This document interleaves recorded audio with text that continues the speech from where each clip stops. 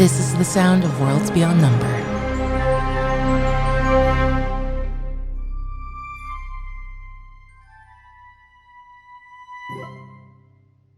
Hi everyone, this is your GM Erica speaking, and I would like to say that our story is set in 1927 America, which was a bad time, rife with stories of injustice, but that is not the particular story that we are going to tell today. That being said, you may hear some things that may be a little not right and unjust, but I can assure you that all players present and myself are very on board for this, and were warned ahead of time. And unlike sometimes in our real world, in the end, justice will prevail. So strap in and get ready for Murder Most Foul. The year is 1927. It's been almost 10 years since the end of the Great War, and it's an era of prosperity and cultural dynamism. Lucky Lindbergh just made the first solo, non-stop transatlantic flight from New York City to Paris in the spirit of St. Louis. The Harlem Globetrotters dazzled the nation with their first exhibition match. Women have been allowed to vote here in the United States for 7 whole years. Woo!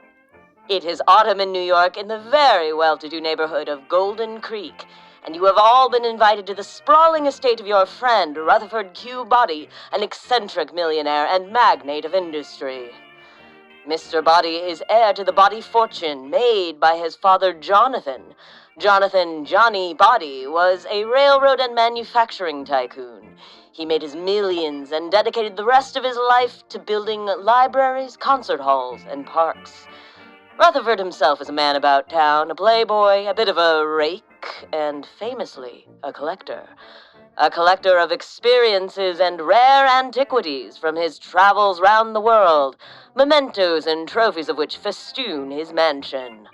But the collection he most prides himself on is his eclectic assortment of friends and acquaintances.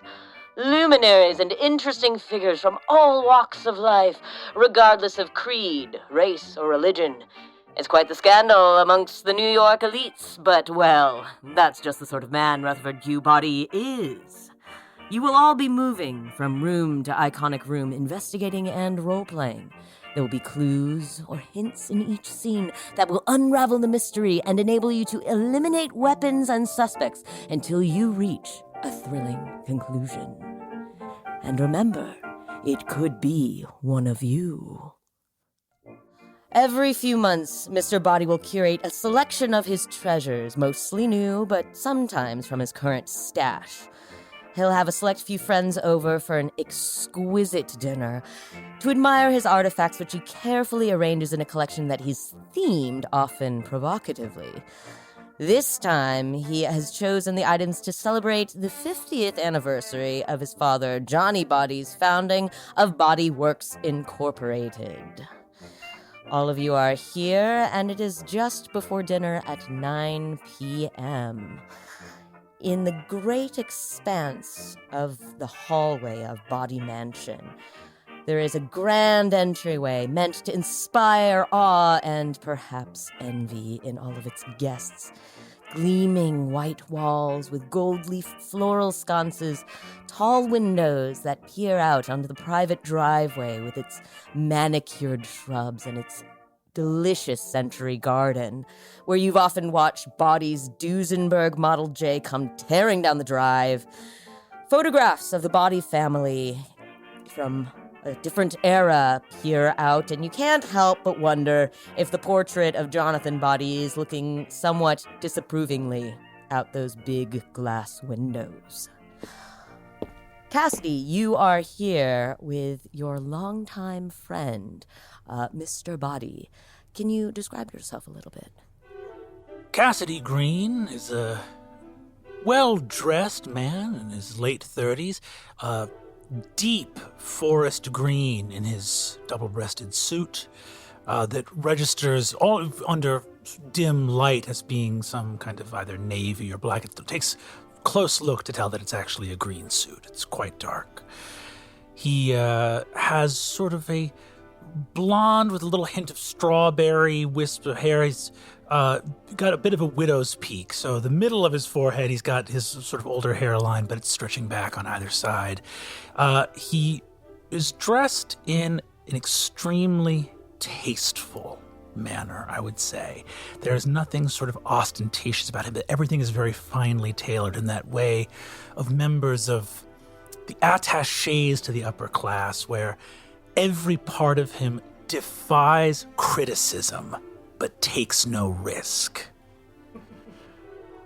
And he gazes out, looking at the manor, and smiles warmly. Not in his hand, but by his foot, is his briefcase, marking as a sort of legal briefcase, with two well-worn brass clasps, marking him as a member of the legal profession. And he's going to smile warmly at Rutherford. Rutherford, with dark raven black hair, slicked back, wearing an immaculately tailored suit that is very, very up to date. His physique is very much that of a gentleman of leisure who, at this time, bodybuilding wasn't really a thing, but you can tell that he plays lacrosse, he plays polo, he's out and about early morning constitutionals when he hasn't no need to sleep off the previous night. He smiles back at you and continues along with his story.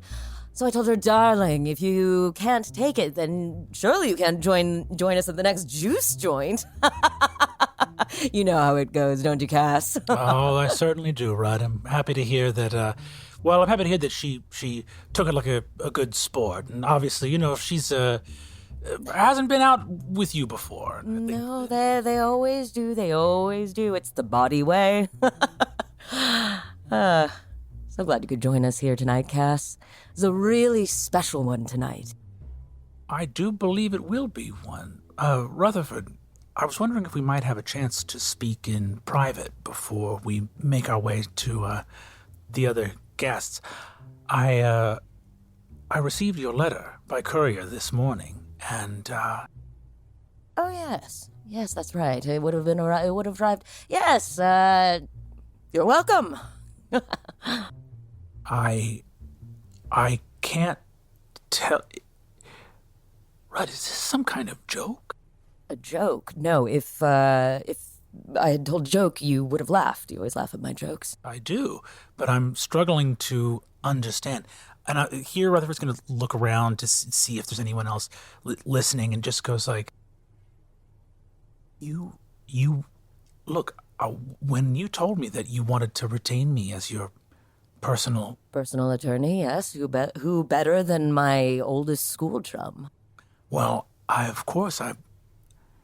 honored. I know that my firm no longer represents the Boddie business empire. No, you understand. The growth and everything as a corporation now. It's wiser for me to retain my own corporate counsel there. But I mean, a trusted friend like you, I'd want nobody else to draw up my personal papers.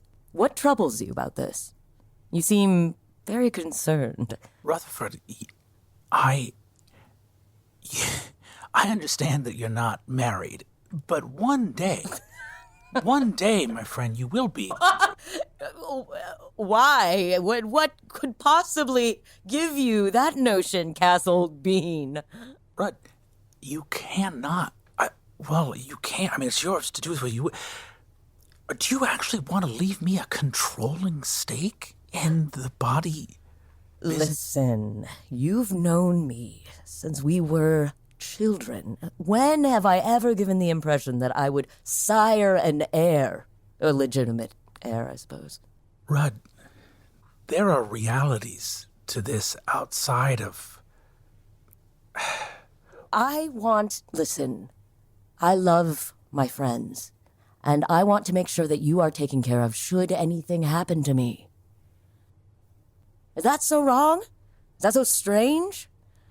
No, No, I suppose not. I only mean to say, my old friend, that to leave that to me when I haven't been working in the business for several years Well, you now. haven't been in business, but you've been in business, if you take my meaning. And Boddie leans over and winks jovially. I'm going to smile and go, certainly. And the fellows will be out back with the ice truck in not too long. Ah, excellent. That's the last bit of it. The rest of the staff is gone already.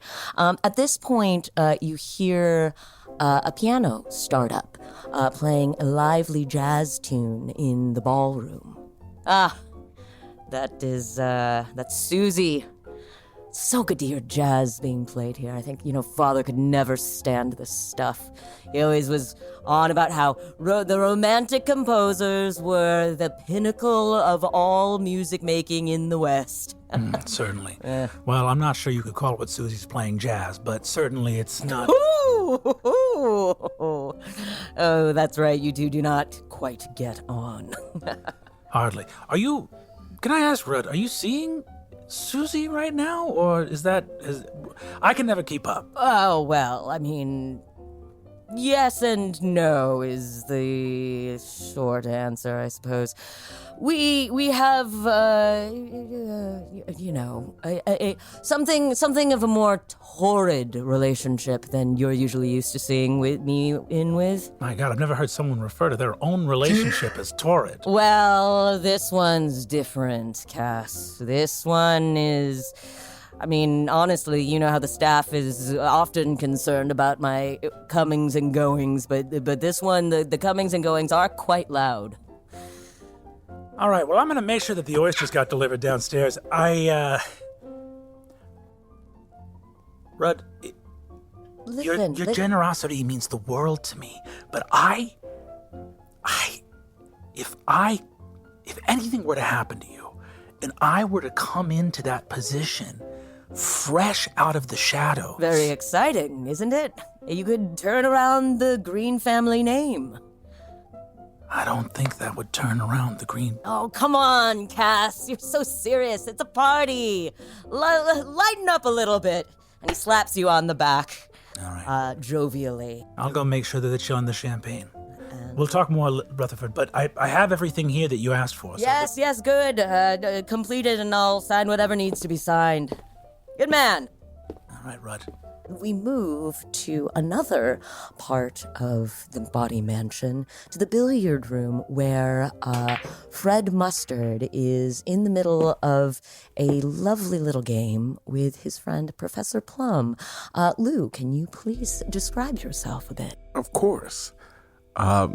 Standing there, putting his weight on the cue, holding it in two hands, is Professor Arnold Plum, a man in his 40s, deep-set eyes, lots of signs of sleepless nights, of anxious thoughts, of a good bit of alcohol in his later years. Arnold Plum is a man of science, standing there in a three-piece suit of a rich kind of plum color that I think he has in his later years taken on as being kind of his signature look. A golden chain hangs between two of the pockets on his coat, attached to the end of a pocket watch, a pair of circular spectacles hanging just on the bridge of his nose, a proper bow tie tied tight around his neck, and just a hint of tobacco smoke on his lips from a pipe that has only for a brief moment taken rest on a table beside the game. You are currently lining up a shot on the scuffed green felt of the billiard table. It is in a dimly lit room with hanging Tiffany lamps above the table of deep, rich, very, very heavy African heartwood with clawed legs. Your companion, Fred Mustard, was once a robust man, but has since thinned out considerably. He has a lame leg from the war, and you can tell in his eyes that he is troubled, although he has not thus far said anything to that effect. So you say these penny cups, chocolate and peanut butter? That is what we are proposing. Now, how it will actually work, the ratios of peanut butter to chocolate, I mean, those are the things we are working out in the lab, and honestly, I was going to, you know Mrs. White. Oh, yes. I was going to get her opinion, because I'm sure she has one on what people would prefer. I mean, chocolate is, I think, what the GIs and is kind of what's on everyone's lips, but I think the introduction of peanut butter is kind of a savory companion. I think that's the ticket. Wow. Well, I like both of those things quite a lot, and I think that should you find the right ratio of it that won't, stick too much. Well, that's the other thing. Is about I'm working on a preservative that will hopefully sustain and keep the peanut butter inside of the chocolate shelf stable. But that we've been having a hard time with in the lab, but we'll get there. I think it'll be quite popular with both children and their parents. Oh, of course. Well, and I've got one here. This is, I'm going to pull out a small kind of rectangular piece of chocolate. We're calling these queen bee stings. No. Try that. Truly, you don't mind? No, it's a prototype. You just have to tell me how you feel about it. Well, all right. He takes a little nibble at it. Oh. That's right. It's a little sweet, little hot. Oh, that's little cayenne, little honeycomb. Oh, that's quite strong. I believe that perhaps some folks with less developed palates might not care for it. Well, you think the cayenne is a... I think that perhaps across the pond it might be a little bit spicy for them. That's a fair assessment. But it's quite interesting. This is what I love about your work is that it's so innovative. I think you and congratulations. I truly think that peanut butter and chocolate idea is really going to pan out for you. Fingers crossed. Yes. I wish Boddie would take a page out of your book and stop investing in machines of war and turn to other more delightful pursuits. Very much so. I'm not sure you heard we got into a scuffle at the club the other night. Well, I didn't want to pry, but... Yes, I mean, he's just on and on about it. This why not return to serious sciences? And the idea of these pursuits is frivolous, and there's nothing frivolous about joy. There's nothing frivolous about a moment of peace, a moment of sweetness. That's just as serious, if you ask me. And the work I did, during the war, I mean, how I feel about it is complicated, and you're one of the few people I can tell about that. Well, yes, it's, I take your meaning, and I fully agree. I think that I don't always know how to bring... I wish I had your passion in speaking in front of the rest of the government agencies that I have to convene with. It's... The tenor is so much of celebration, and, they made it quite recently so that they can just keep proliferating these arms. They can keep proliferating them, and I know Boddie is keen to capitalize on that. Of course. I mean, you're not having words with him? I mean, you two are tennis partners. Well, I mean to have them tonight, He's not one, he always says, oh, it's not my business. Oh, I don't know about the workings of it. But, he does have final say. And I've heard that in addition to wanting to work on these and research these kinds of the terrible things that we saw, that he wants to work on them for other places aside from our government. It's dangerous business here. Well, I hope you have words with him tonight, and I hope that he heeds them. Well, does he ever heed anything that he doesn't want to heed except for his hedonism? Yeah. Oh, that's good. That's good, Fred. Really? I mean, it's Thank quite you. clever. Quite clever. Thank you. Perhaps those, I could help come up with some more of your candy names, like those penny cups could be,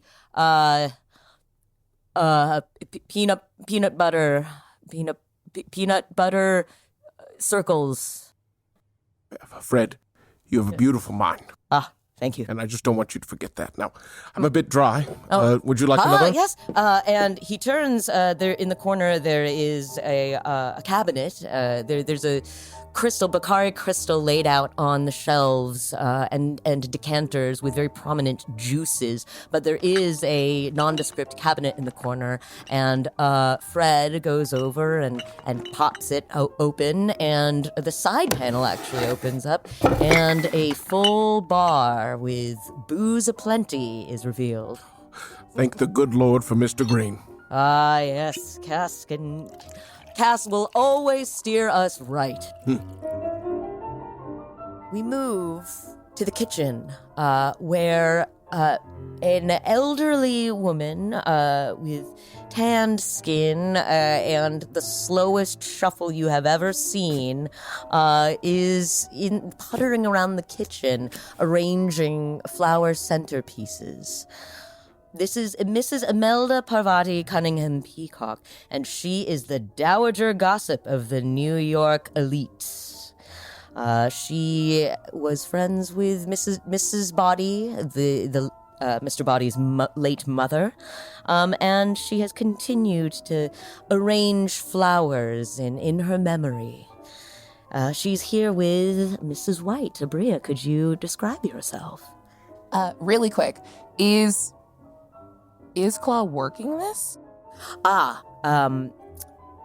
You have been persuaded once more to, you don't have to cook, but perhaps you could help see to make sure, just maybe pop everything in the oven just before all the viewing, just to keep it warm. All the staff has already gone home, and this beautiful white kitchen with the black and white marble tiling on the floor that Mr. Boddie has just recently had redone just for you, is somebody else's work, has already made the meal, but as he says, nobody quite knows their way around delicacies like you, Claw.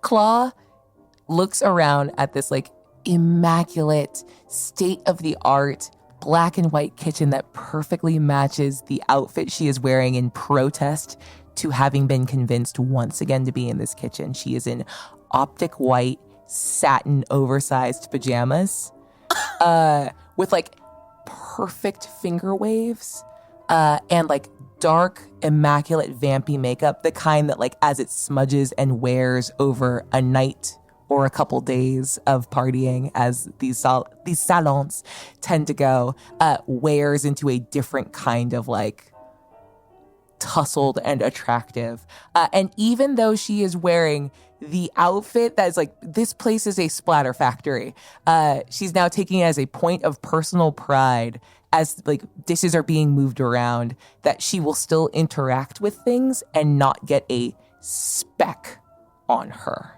and is doing all of this and chirping.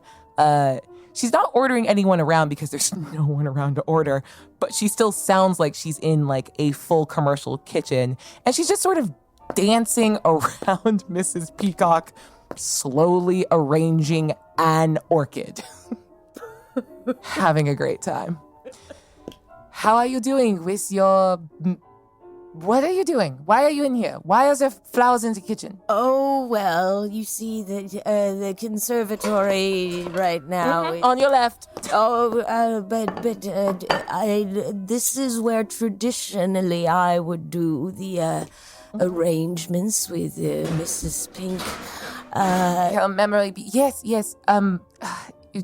Are you sure you wouldn't be more comfortable in maybe any other place than this? My dear, Okay. I am comfortable right where I am, and should you see fit, I would love for you to be comfortable here with me, perhaps not getting quite so underfoot. Oh, I'm in your way. Well, Apologies. yes. Here, hold on, bite this. Oh, And I just offer her like a little, it's kind of like a proto, like chimichurri, like just a little sauce that I'm trying, like this steak, whoever made this steak, it is the driest. It's a little overdone. I'm just trying to figure out a way to judge it. Is that anything? Salt? No, I think Pepper. that you are right to, if the spice cabinet over there, Yep. he's made it in the French Just a toy. style. I'll find it. Will you, an opinion? You know what? No. Pivot. And at this point, she just stops and all of her like flowing garments like cease with her for a moment as she fully focuses on Mrs. Peacock. Do you think that Susie will be here tonight? Oh, of course. You can already hear her with the racket she's making in the ballroom. She thinks that's jazz. Oh, those Hollywood westward types. Boy. Look, she's a walking red carpet, and he will walk right over her to the next one. Yes, well, he hasn't quite walked over or away from you yet, has he, dear? What? What do you mean? Wait. Okay. Anytime there's an attractive, talented young woman in the mix, it's gotta be because Rutherford had his eye caught by you all. That's very generous. I think his affinity for me is talent. Where are you from, by the way? This is Harlem, I'm like 3 stop. but well, I mean to say is where your accent is quite unusual. Oh, it's French. I am just back from across the pond. I was there for, gosh, it felt like years. But how long was it? 8 months. Well, you certainly have adopted this, It feels like my second home after New York, my first home where I was born. What did you say? Salt? And I'm gonna go shamble over. Mrs. Peacock putters after you very slowly. Oh, yes, I used to go to Paris quite a lot, actually. Yeah, were you there before the Eiffel Tower was built? Oh, why, yes, I was. Nobody knows how old Mrs. Peacock is.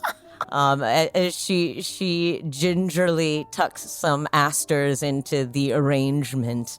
She says, yes, it's the city of lights. Too bright for my taste, if you know what I mean. I do not. You're fun. Well, your type, perhaps a different type of fun than you, but your type is a lot more like Rutherford's. But listen, dear, you have to come to one of my bi-weekly tea times with the ladies. So it's quite, they joke that reputations are made and broken at the Peacock tea times, and you seem like you could break quite a lot of them. I can't tell if this is a good interaction. Oh. This is fun. I think there's a lot of like speaking just low enough that, again, Mrs. Peacock is maybe 800 years old. I don't know. So there's a lot of like muttering and mumbling just to like sit under the floor of her hearing. So this is actually like very fun for Claw, but in that way that she's kind of like talking a little shit to Mrs. Peacock and enjoying her time in the kitchen despite her best efforts. Yes, well, all I'll say about your kind of fun is that you might want to watch out for Rutherford, you know. Well, he was such a nice young boy. That's a lie. He was always a terrible young man.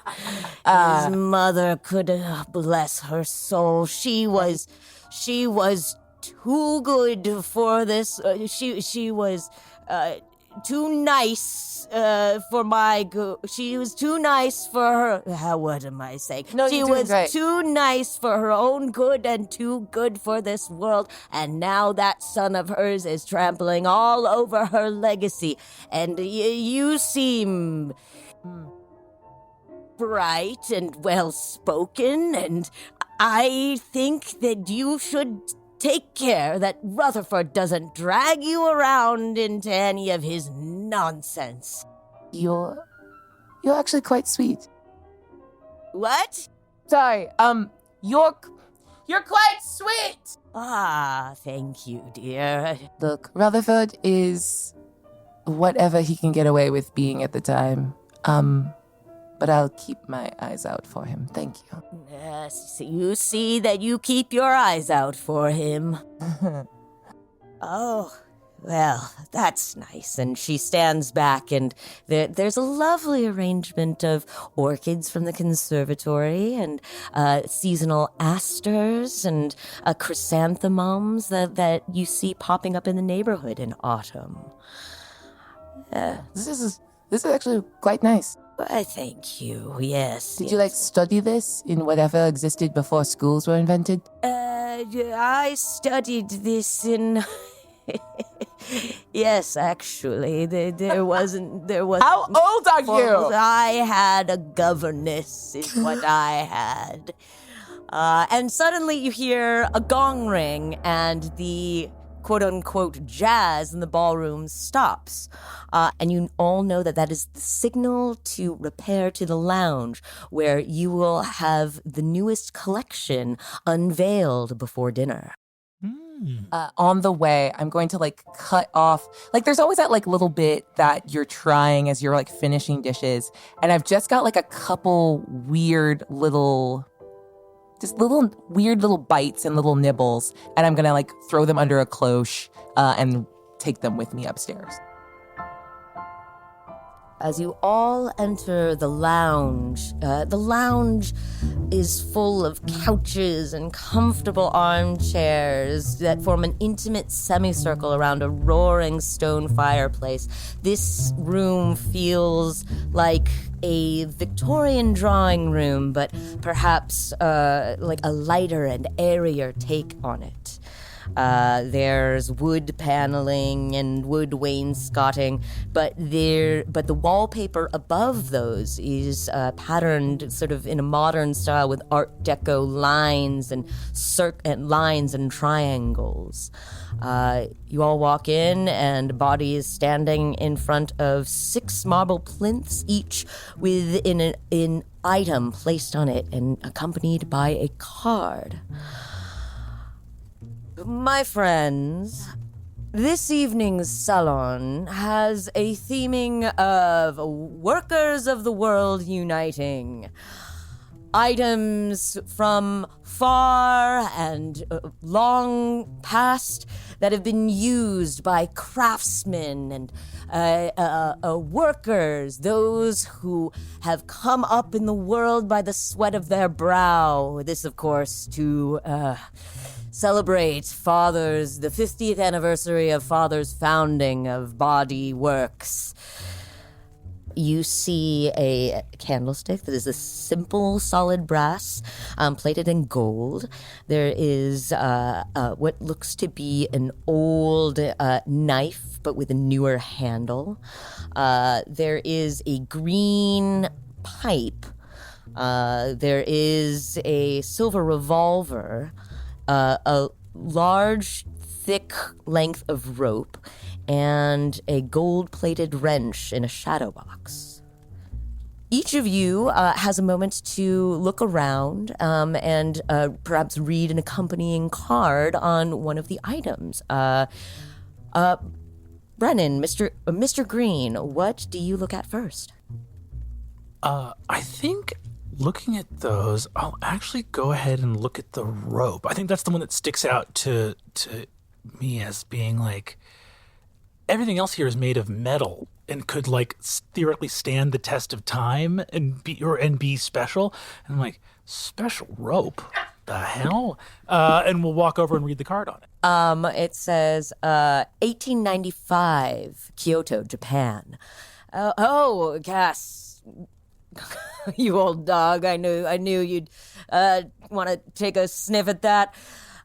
You see, this rope isn't from very long ago at all. It's from a couple of decades past. There was a construction of the Higashi Honga, a temple in Japan, Kyoto.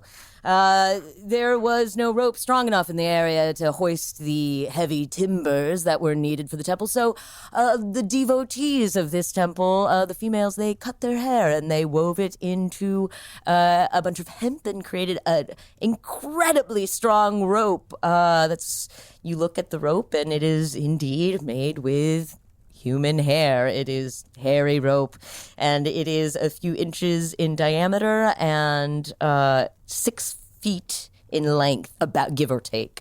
Yes, there was hundreds and hundreds of feet long bits of this, and I managed to, during one of my trips there, have somebody cut off a length of it, and I thought, these extraordinary women that, got things done, with only what they had is something definitely worth commemorating and adding to the collection.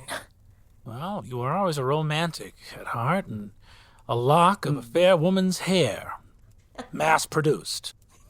Yes, quite lovely, quite lovely. Do you know, it's, there's still hundreds of feet left over there. It's just sitting there, and the Japs can kind of just touch it anytime they want. Wonder what... I don't know. How bizarre. How bizarre, yes. He seems lost in thought for a moment. Bud, are you all right? Yes. It's just, I loved my time over there. Loved it. What a wonderful country.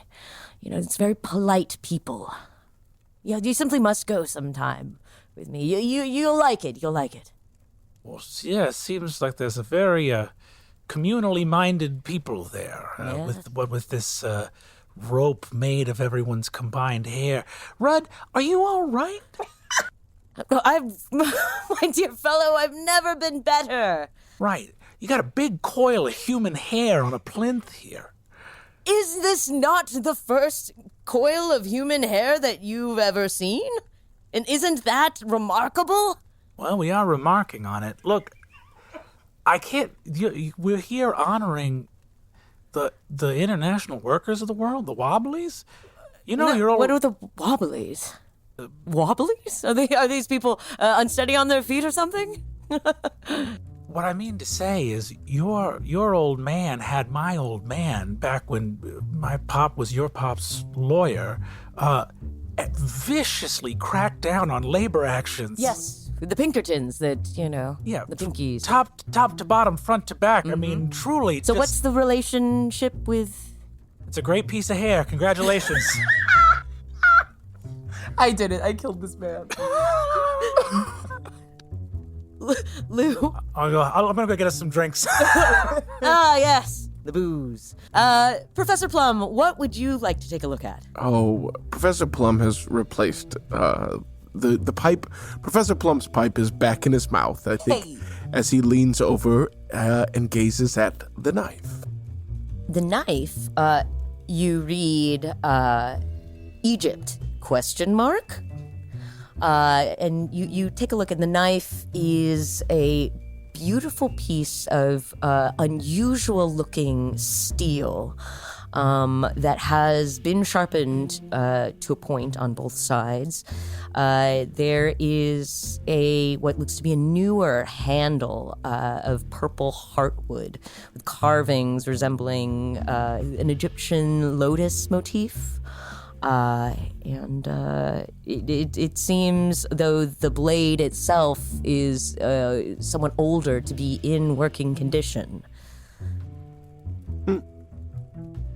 Interesting. This piece I'm quite proud of. I obtained it from an Egyptian pharaoh's tomb. Really? Yes. An actual tomb? That's right. You went in there yourself? Well, or? I didn't go in myself. But, I was in Egypt, and, about 5 years ago, there was a couple new discoveries, and, some of them happened to make their way onto the market, and I purchased this one and had it redone, you see. Redone? Yes. You found an artifact and you had it redone? Yes, it's perfectly good steel. This steel is from, by all accounts, a meteorite. The Egyptians, advanced though they were, didn't know how to really smelt or Rutherford, iron. that's not how steel works. Oh, hello. Sorry, French. That's not how steel works. That she does that out loud. Yeah. Yes, your affectation claw. Please enlighten us. How does steel work? It's an alloy. An alloy? An alloy. Speak, Rutherford. Alloy. A mix of two metals. Yes. Oh, I see. I have friends from Pennsylvania that work in steel manufacture. Yes, well, my father, as you know, had a steel plant, so I think I know a little bit of something about steel. But in any event, this is meteorite.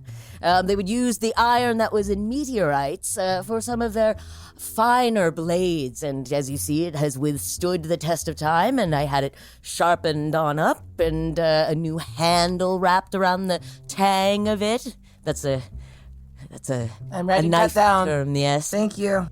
Understood. So the elements of the knife that are actually the what was found in the pharaoh's tomb are simply the blade, and you've. Oh no, there was there was, but there also was a handle on it originally. You but took that off and replaced it with this the one. new good one. Yes, this one's in perfect working order. You hear that, Claw? Well, as always, Mr. Boddie, quite the collection. Yes. Imagine them just cooking and, chopping things and cutting things. But with this knife, an ancient Egyptian held this knife and worked in... Who knows what they used it for? They could have been cutting papyrus. Professor Plum's going to reach in, take the pipe out of his mouth, and just start kind of shoveling chocolate into it.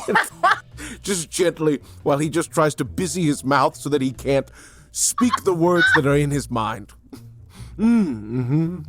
Ah, Claw, I see that you've found something that interests you. Yeah, talk to me about this pistol. Well, if you see, the difference between a pistol and a revolver is that revolver has chambers, and a pistol has a cartridge in which you load the bullets, But this is a revolver, a 6-shooter to be exact, a Colt single-action army service revolver that was, by all accounts, used by Mr. Wyatt Earp. He was a legendary lawman in the Old West. And what does that have to do with the theme for tonight's salon? Oh, well, our lawmen are the thin, blue Okay, line. I open the clothes and I grab a morsel. It's a little piece of that steak, and I flash fried in some of the leftover steak fat and butter. I found one of the chrysanthemums that I was like, oh, this is an edible one, and it's got a little peppery bite. And then kind of weaved a little nest around it, so it's a little enclosed piece of steak, and I flick it into his mouth so he shuts up. Oh. Yeah. So, Claudette, you've done it again. So, it sounds like you're reconsidering. Oh, we can talk about it later, I think. Maybe not now. Excellent. And he actually looks over at a young woman with Asian features. She's wearing a red flapper dress, sequined and beaded beautifully. She has a long cigarette holder made of silver with a cigarette at the tip. And she has a short bob and pouting red lips that are downturned into a frown specifically at the two of you. Takes a look at her and says, yes, perhaps we had better discuss this later. You wouldn't want her to get mad, would you? And I grab another little piece and then slowly offer it. Boddie takes his chances and he opens his mouth, almost more fish-like than is probably attractive in this moment. What a man. God, the worst. This woman, Susie Scarlett, which is the stage name of Ruby Shue, Hollywood starlet and current it girl, walks over and looks meaningfully at you and says, "Oh, well, may I try a bite?" I forgot you could talk. It's the pictures. Forgetful. Go ahead. And I'm going to pick up one of them, and then as I'm handing it off to her, accidentally drop it on the ground. Oh, I'm so sorry. That was the last one. But help is so hard to find, isn't it, Rutherford? And I turn and storm away. I'd like to walk over to Professor Plum. Young squire. Professor, submissive from you, and I'm going to pull a tight, well-rolled Cuban cigar out of my inside pocket and hand it to you, and have one for myself as well. Take out a nice silver cigar cutter. An appointment on the balcony, perhaps, Professor? Oh, we're long overdue. I take it you were being serenaded along with the good colonel by Miss Scarlett. Oh, yes. Who doesn't love a bit of quote-unquote jazz? I could have sworn Fats Waller had broken the back window and started playing. It was incredible. I swear, Langston Hughes were among us. Exactly. I hope Mr. Ellington pays us a visit. Listen. Oh, excuse, that's who I was trying sorry. to say. Yeah. I'm like, Langston, wait, what? I'll just look and go, were you and the colonel were with Miss Scarlett in the ballroom listening to her fine tunes play? Oh, we were actually in the billiard hall. I mean, his table's much better than mine, so. Oh. I always appreciate the chance to rack up and hit a few. Oh, of course. And I'm going to take a moment to sort of squint my eyes and look over at Claudette, who's storming out of the room, having just brought the cloche in here. And I think that there's a moment where I just go, I wonder who she was playing for. And I'll say, in any case, let's light up a cigarette for a moment. I think dinner's about to get started. Yes. Do I catch Claudette's eyes as you're going out of the room? 100%. I'll look over at Claudette as you're walking out and just look at the pistol you were looking at and mouth the word help to you with a thumb across the throat real quick. She immediately redirects and is going to come out to the balcony. And that same little cloche, she brings it out and you can see the empty plate. And then she bangs it again, and there was a second one stuck up in the curve of it. So there's a couple more. Hey, you guys want to try? Oh, why not? Help myself. Thank you, Claudette. You see behind you, Mr. Boddie is having a very urgent whispered conversation with Miss Scarlett, who looks upset. Mrs. Peacock is oblivious to this and is currently examining the wrench. Oh, Green Knight, how's it going? Well, I'd say it's always nice to see Rutherford take an interest in the working man's plight, and I was about to say the same. Very strange for a man such as he to host a celebration of work. Certainly. Well, I would see to it that I'm really moved, and I'm so glad that he was able to take up the cause of workers, not only from this present moment, but some from centuries or, in fact, millennia previous to this. Yes, he showed me the knife from Egypt, held by an Egyptian, he said. With steel. Well, of course, steel, and then, of course, the idea that it was perhaps made better by his hand. Ridiculous. I think we all recognize that the Bronze Age came well after the Steel Age. Yes. Thank you. Yes, of course. Well, But you can't beat the booze. Wait, you have booze?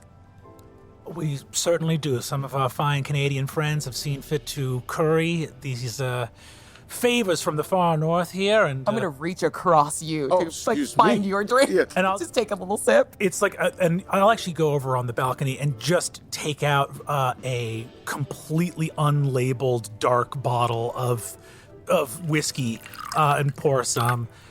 Here's to the day where they can put the labels back on the bottles. Where? I love this juice. Real Sorry, French.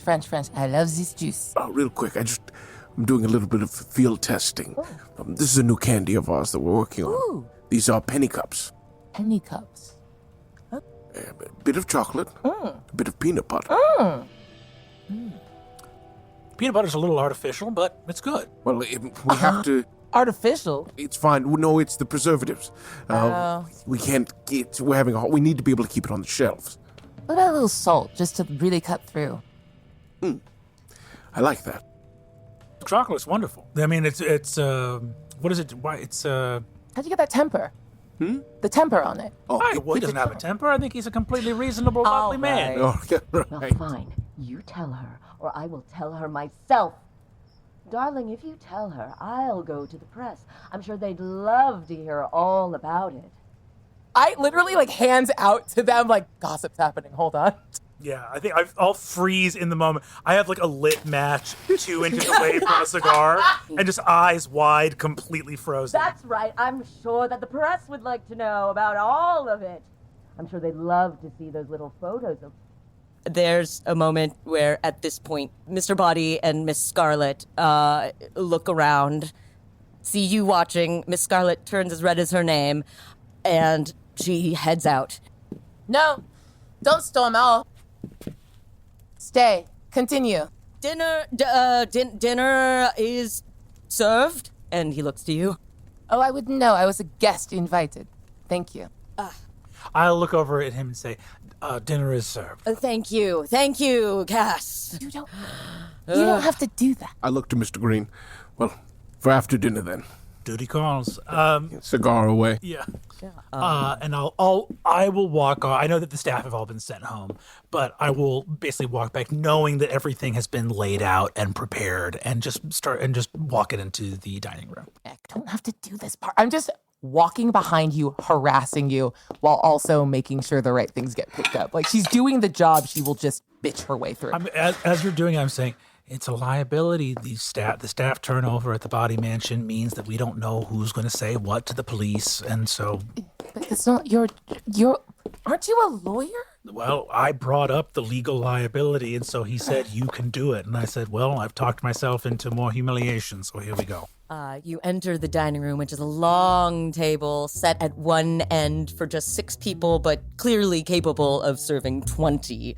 The colors are white and purple. The linens are with fine blue cornflower patterned china depicting perhaps an English idea of what a Chinese pastoral scene might look like. There's shining silverware laid out with what Mrs. White, you would know to be probably one more fork than is necessary. And there are long oil still lifes of fruit and feasts and festivals in abundance in gilded frames behind you. As you all sit down to dinner, which is sort of a serve yourself type of a deal due to the staff not being currently in the mansion, there's a pause in conversation. And I think you all take a look around at each other, and what is on your faces? Cassidy is distracted. He's distracted, and I think normally would be present to like make eye contact about some of the shitty things being said or kerfuffles. You know, Peacock is sort of oblivious, and Scarlet is not, Cassidy's not a fan of Scarlet. But I think anytime there's meant to be a meaningful moment of connection, Cassidy is sort of looking down at the table with his head turned in the direction of whoever is speaking, and has his briefcase by his feet in the dining room. Claw's expression is one of like that sort of like mingled consternation. Like she's self-chastising and a little upset because she can't stop herself from cycling back to complaining about something about the food or like the temperature it should have been brought out at, and this is why like someone should be.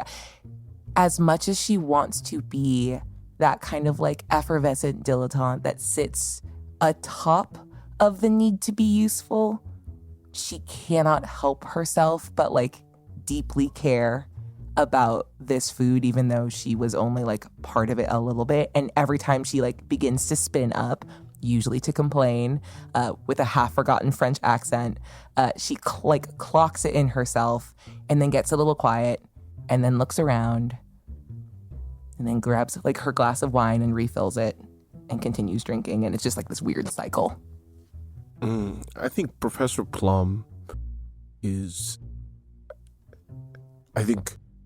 realizing that he maybe needs to pace himself a little bit more, and as he has been imbibing just a bit too much, I think, and feels his eyes kind of locked on Fred talking to Mr. Boddie, hoping the conversation is the one he wants it to be.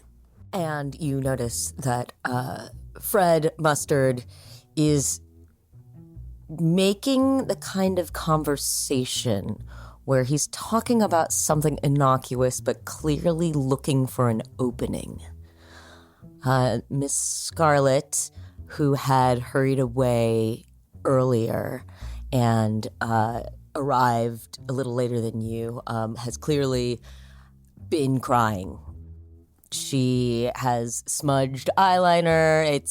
Her lips have been redone, but clearly she didn't have any further mascara in her arsenal, so her eyes are a little the worse for wear. Mrs. Peacock is really very much enjoying. She's sitting next to you, Mrs. White, and keeps tapping your arm and going, ooh, I like that. I like the way that you incorporate plants into it, I was really inspired by your the arrangement, the way you had like the petals started facing out, and I was like, what if we... when I was younger, they tried to bring tomatoes to the UK, and they thought that it might be the plants that were the edible part, which are, in fact, as you know, a nightshade. And yes. How many people died? Oh. Was that the cause of the Black Plague? No. Oh, well, dear, I'm not that old. I Who was could only say? there for the the second one, the one after the 1600, the one that was this spread from I think mummy bags, the bags that were made of mummies. I think You guys used to consume mummy. Crazy. And I'm going to make sure her wine glass is always full. This has been the greatest love story of my life. I love Mrs. Peacock so much. she has clearly taken quite a shine to you. What's our sitting order? Oh, where are we? So there are six of you. I'm sorry. There are seven of you. Mr. Boddie is at the head of the table. You are seated on one side of Mr. Boddie, and next to Mrs. Peacock, and on the other side of Boddie is Scarlet and Mustard, and Cassidy. Cassidy is next to Mustard. Ooh. And Plum is on the other side of Cassidy, I believe. On the other side, like Wait. across the table? Across the table from Cassie. Okay, so Cassie, so like... Me and Fun. me and Professor Plum are at the foot of the table across from each other. Yeah.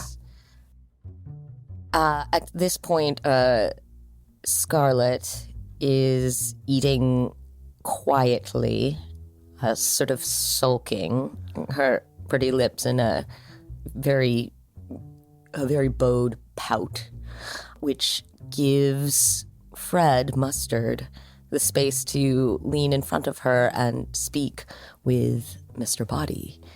And you can overhear him saying, listen, it's just, I don't want to believe any of the rumors that I've been hearing, but you know my feelings about the new research and development branch, and I would hope that you wouldn't be using any of that at all, much less for countries that are less friendly to America at the moment. Oh, listen. Somebody's going to make them. And it might as well be us. We can put that money towards good causes, here in the community. At this point, Mrs. Peacock actually perks up and turns away from you and says, oh, like the children's library in downtown? Oh, well, that was more my mother's sort of pet project. I'm gonna kick Boddie under, just under the table if I'm sitting next to him. Just give him a little shin kick, like, be nice. He gives you a bit of an amorous look. Oh, no, I and understand what he likes now. Gives you a look that says later. And he says, yes, as good as that money might be for a children's library, I feel that it would be a lot more of a razzle-dazzle moment to have the name, a new concert hall, or, something lively and entertaining, There's a time for celebration. I mean, I don't hate entertainment. Like, we are in just an age of music and poetry, and we should be celebrating that. Yes. And he takes a wine glass and raises it for a toast. I don't like that this is going. Like, there's a look on her face that's like, I don't like that you like me right now. Okay. All right. Scarlet also does not like that he likes you at this moment. But Fred perseveres and says, no, but listen, I think about the implications of it. I mean, what we all went through and how awful it was for everybody over there, and I just I don't want that to happen to anybody. Not even our enemies. I mean, but wasn't that the last Great War? Well, this is not an official government position, but that was the Great War, and I hope to see it be the last. But, war is omnipresent in our lives. Oh, come on, Fred. Don't be such a downer. I mean, think about all of the incredible advancements we've had because of research and development into these kinds of things. I mean, who's going to fund the kind of science that, like the government and the military? Isn't that right, Professor? That was me once. Yes, and now you have great advancements in the realm of peanut butter. Yes, I'm a candy man now. Well. Mr. Green, you're being very quiet. Yes, is anything wrong, old bean? I just want to make sure that we have everything in order for festivities after dinner is concluded. Yes. I do look forward to it. Seems like quite a few of you have taken a shine to some of the items. I cannot wait for the lively discussions that we'll have about them. I'm looking at Miss Scarlet right now. The conversation that was had in the lounge when myself and Mrs. White and Professor Plum were on the balcony, she was the voice who had said, you need to tell her, Or I will. Or I will. And then his counter to that was, I'll go to the press? Gotcha, okay. I think I'm just keeping my eyes on Scarlet for a moment here, but I'm also just looking distracted. How close is dinner to being done? It looks like you're finishing your entrees. Okay. And if you're looking at Scarlet, I think at this moment, since she's not currently in conversation with anybody, she'll meet your gaze. I'll just take a look at her. Her mascara is running. I've just rarely seen her lacking composure like this.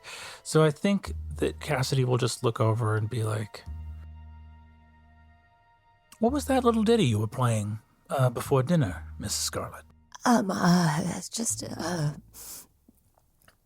she gathers herself and says, oh, just a little something that I heard out at a club. Are you able to play from memory? Why, yes. Play it by ear, so to speak. Yes, it's something that I never quite got good enough at, I think, to be frank with you, but I do enjoy it. I do enjoy music quite a lot. It's calming, Have I ever heard her say something self-effacing before? Have I ever heard her say something like I never got good enough at it? In a joking manner, she has. I think that this was very earnest. Yes, this in a way I think is her actually. She's clearly thinking about it and feeling bad in a moment of sort of self-pity. But she says, "But thank you so much for noticing. You could all hear me." Yes. Oh, I'm sorry about that. No, it was lovely. Really lovely. That's what I said, isn't it? That's true, but is that what you mean? Yes. Even she giggles a bit at that one, and she looks over to you, Cassidy, and she gives a little nod. I will, looking to avoid scrutiny at the table and not liking to be in large group social encounters, really. I think you can see Cassidy's never good at a dinner table, really. I'm just going to lean back and lean back like I'm checking on the grandfather clock in the corner of the room, and pull a handkerchief out of my inside pocket and just hand it sort of behind Colonel Mustard to her and quickly drag a finger under each of my eyes. Oh, I'm so sorry. My makeup must have. It's this new stuff. I don't know how you do it. Keeping it going all night long.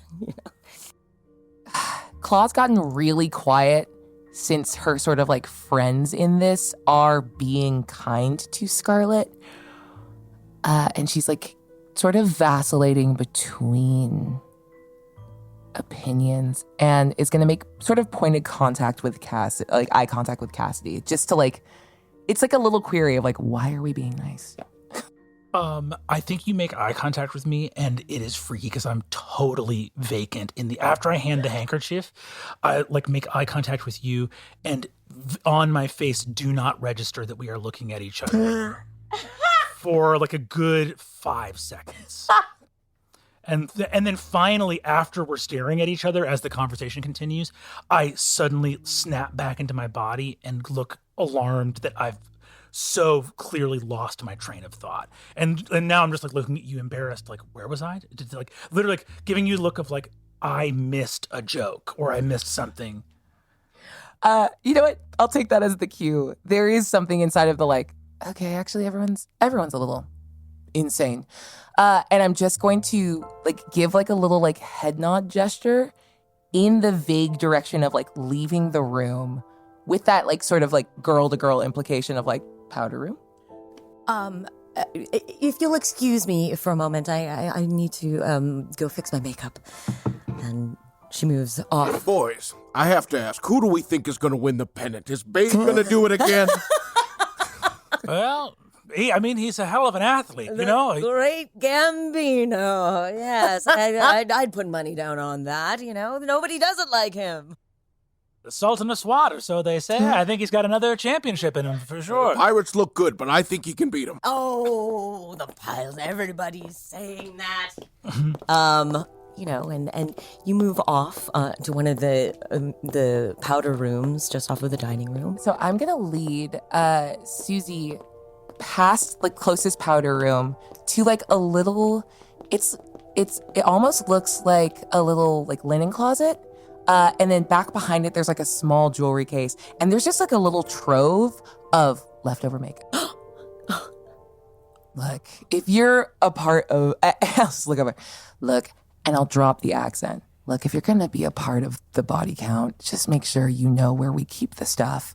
And I grab makeup and a little, like a tiny flask of vodka, and then take her into the powder room and like, with like the little tools, using like sip the vodka, pass her the flask, and sanitize like the brush that's in there.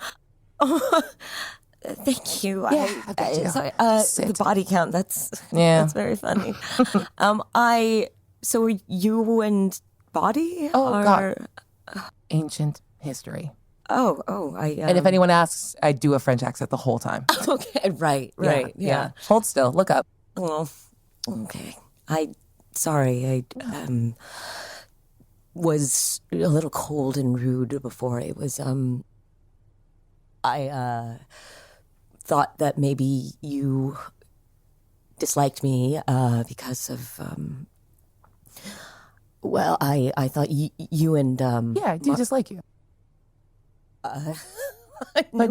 Nobody's ever frank like that out on the West Coast. Everybody's so polite and kind, and yet,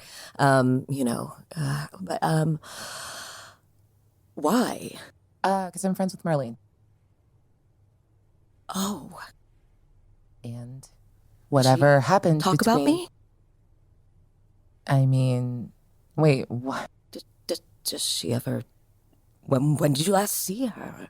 Well, I haven't had a chance to see her since I've been back, but... Oh, are you and Marlene? Pen pals? Oh, I Wait, see. hold on. Scarlett looks a little crestfallen. Are you and Marlene pen pals? Oh, we were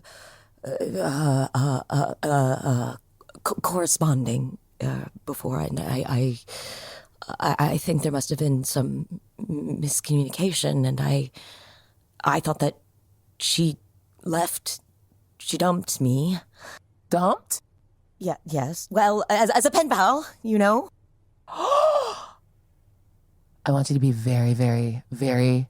You have to be honest. I'm holding you by the chin, and I've got just a sharp tool full of black coal powder very close to your eye. Yes. You have to tell me. Oh. Were you two involved? Well, I know. That was not an admission of anything. Yes, well, we were, and I assumed that you were friends with her, and I assumed that you were pen pals, and Not like that. Wait, why not like that? Wait, why not? What's wrong with me? Married. I knew it. Is this what New York high society is like? Oh, I'm not a member of high society. What? You're here. And your friend sent me immediately to the kitchen to finish dinner. It's not. Oh, God. It's debatable about whether I'd call him a friend, but Sure. we've been gone too long. I know he said he had some big announcement that he wanted to make. Let's Yeah. listen. Thank you. We can discuss this later. Sure. But if you're a friend of Marlene's, I would like maybe in your next pen pal letter you can tell her that I'm thinking of her. And Scarlett moves out. She clicks the compact closed and moves out back to the dining room. Miss Peacock, I said, would you like a nibbler? What? That doesn't sound like a polite thing to ask a lady. It's a type of chocolate that I've made. Oh, yes, that's still a sweet. Yes, that sounds delightful. Yes, a sweet. This could use a little bit of spice. Have you considered using spices? Oh, well... Oh, all of you folks here in America, it's a little much for you, I think. At this point, as you re-enter the room, Boddie taps on his wine glass and says, friends, thank you so much for joining me here this evening. This has been a delight so far, and we have a whole evening left of fine conversations, scintillating discussions about these workers of the world uniting in this collection of mine. I am glad you could join me here because this will be the last salon for some time. I'm going off to Europe tomorrow. Tomorrow morning, I will get picked up and I will be on the freighter away to Europe for some business discussions. So thank you for joining me here on this last night. I'm gonna make eye contact with Rutherford and say, a business trip overseas. How long will you be gone for, Rudd? Who knows? I might pop around for a little bit, but and at this point, Colonel Mustard stands up and he says, Rutherford, I know what you're going over there to do, and I can't condone it. You're gonna go talk to Germany and maybe Russia and who knows? You don't know what I saw out there. I was one of the only ones to survive in my unit, and I don't want you making weapons like that ever again. Sit down, Mustard.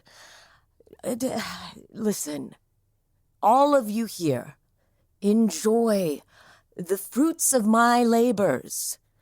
The kind of business deals that I make when I go overseas on my little jaunts, and, we eat these fine meals and we have these lovely discussions about my collections, by the grace of these, as you call them, terrible business deals.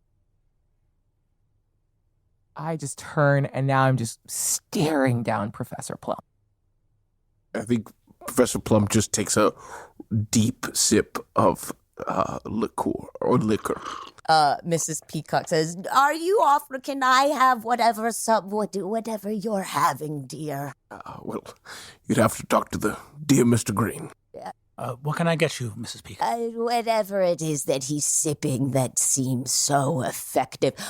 We have some whiskey in, and we also have a nice bottle of brandy. Yes. All right. I'm gonna stand up. Listen. Whom amongst you, has the fortitude to make these kinds of choices? Hey, Rutherford. We are no one's accusing you of, well, he sort of is. This is not good for everyone's digestion. Why don't we all move into a different room and let cooler heads prevail? I was just about to go get the baked Alaska. If we... Amazing. Okay. Forget the baked Alaska. We're hold on. No, just listen. All right, you're right. I apologize. This is no way to treat my friends. Why don't we all take a moment? Everybody find a room. We're all just going to cool down a little bit. And at midnight, meet me in the lounge. We're going to have brandy, and we're going to have cigars, and we are going to discuss my treasures. And then in the morning, after we've had our fill of good friends and good food and good conversation, I'm going to go off to Europe for a little jaunt, and when I come back, we're going to celebrate again.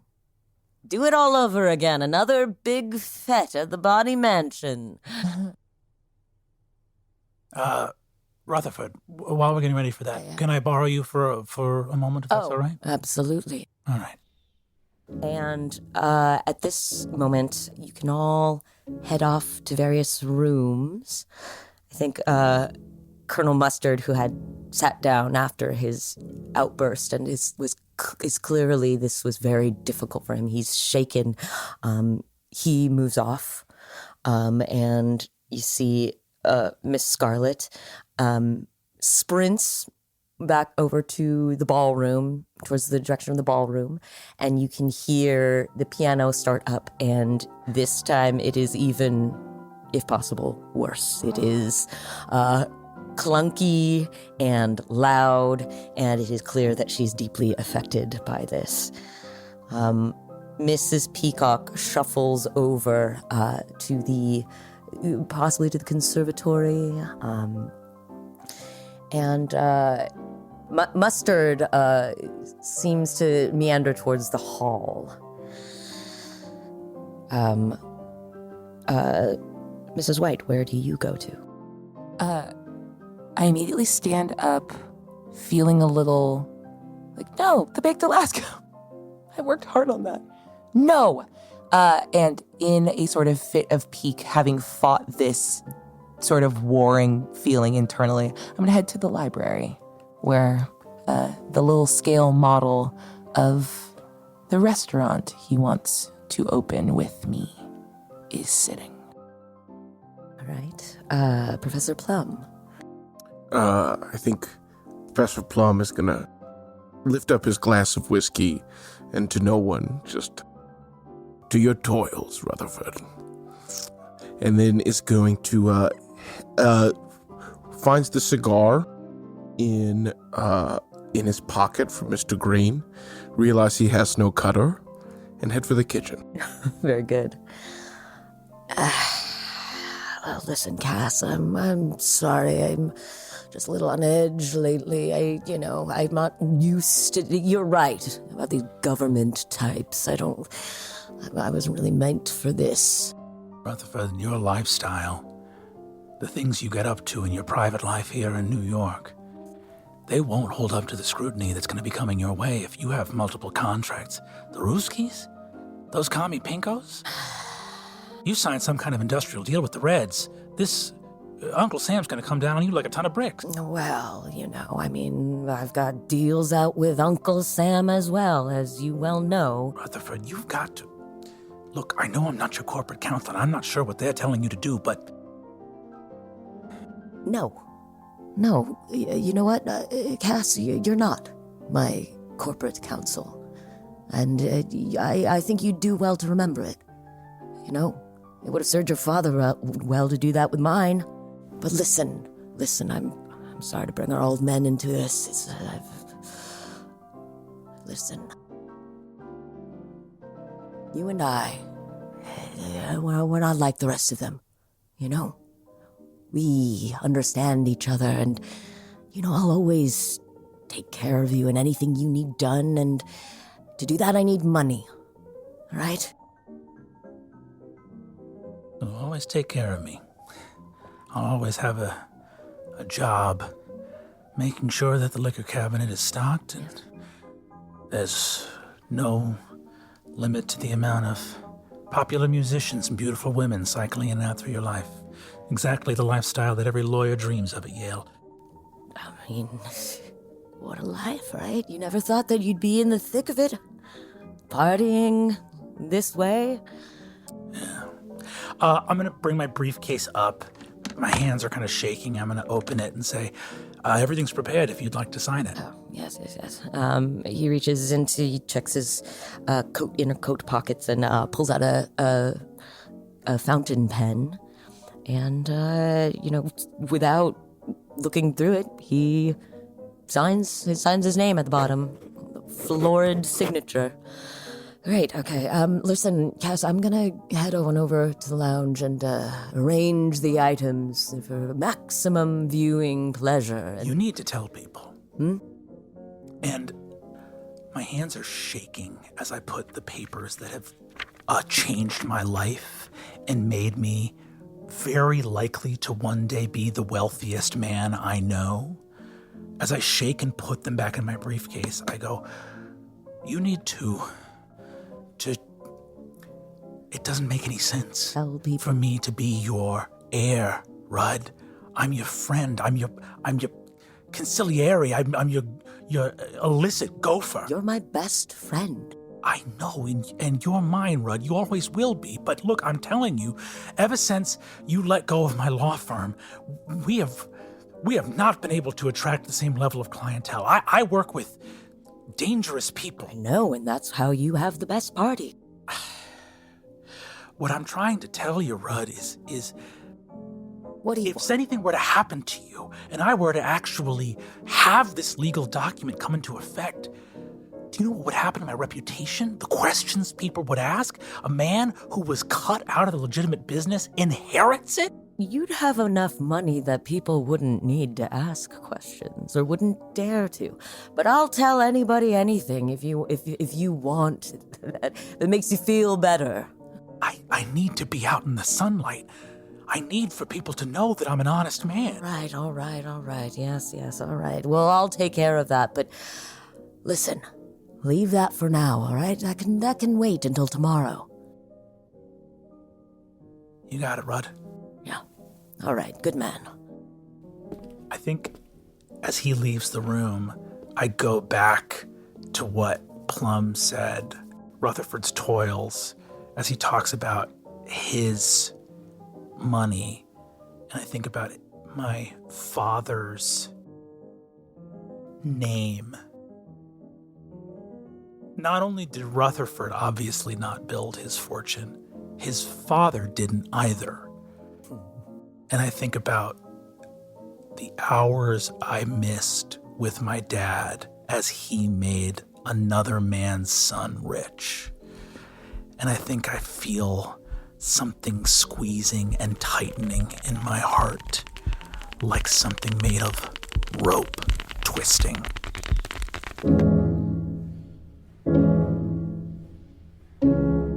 All right. So, during this entire time, you hear the frankly offensive version of jazz going in the ballroom. The entire time. And as it nears midnight, you will all of you, I suppose, would you like to move back out towards the lounge to meet with Mr. Boddie, to have your salon? Yeah, I'll make my way over to the lounge. Yeah. I think, I'm going to swing by the kitchen and go touch the baked Alaska. Like, I'm going to be clear. Yeah. One big fork out of it. You see, there's already a fork out. Everybody's like taking like a slice of baked Alaska. I'm gonna let the baked Alaska. Who did this? I don't care what he says. I was excited for that baked Alaska. Actually, it drastically improves her mood. That other people came over. It's not about the presentation. Just enjoy it. Okay, all right. So she came in to be mean about it and then saw that some amount of other people. God damn it. She's Everybody else said it. Okay. Yeah. Actually, okay. And she takes her little forkful and then heads over to the lounge. All right.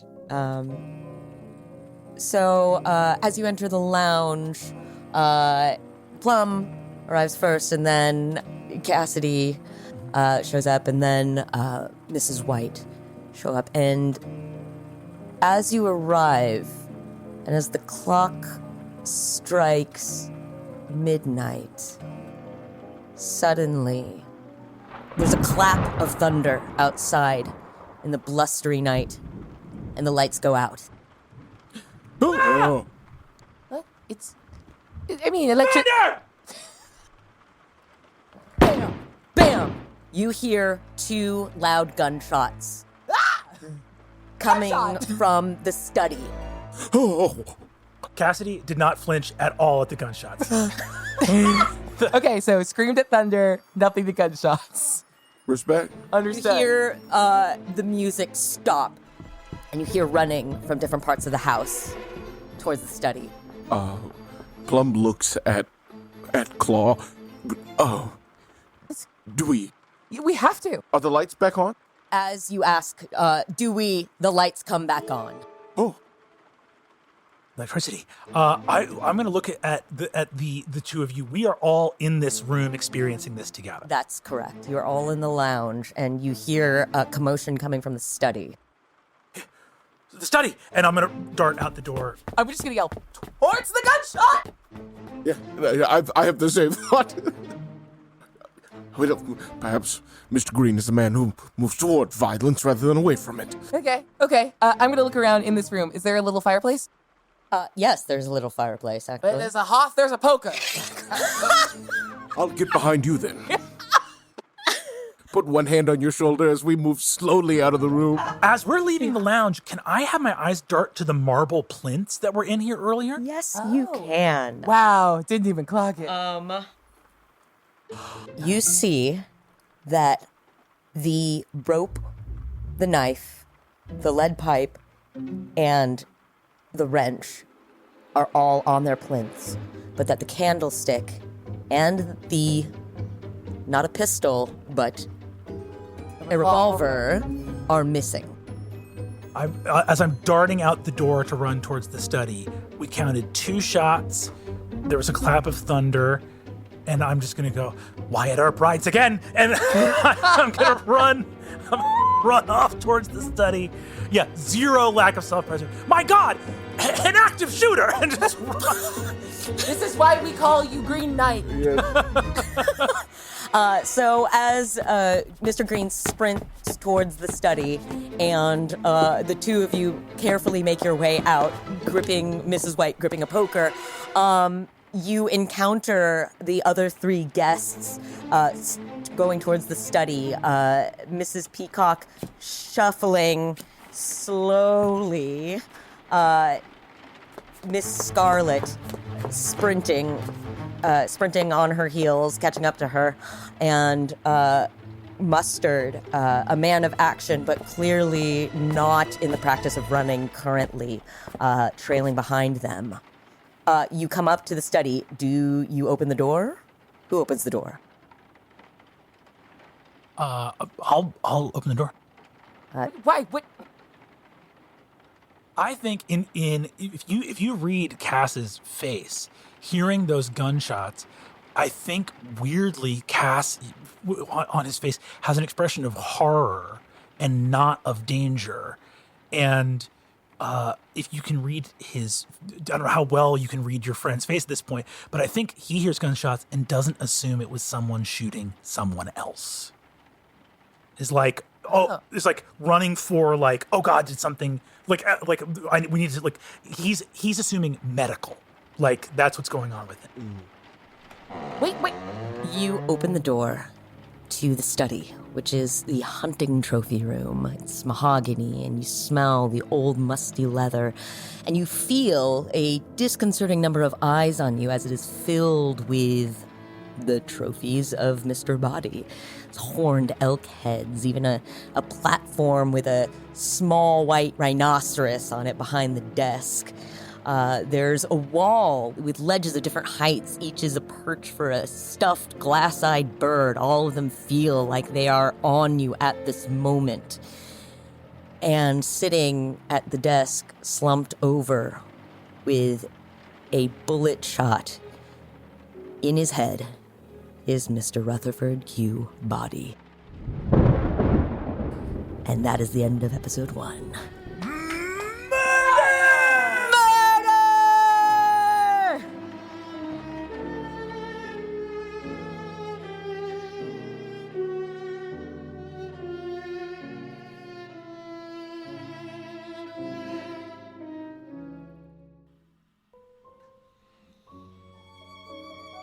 That was Abria Iyengar as Miss White, Lou Wilson as Professor Plum, Brendan Lee Mulligan as Mr. Green, and Erika Ishii as everyone and everything else.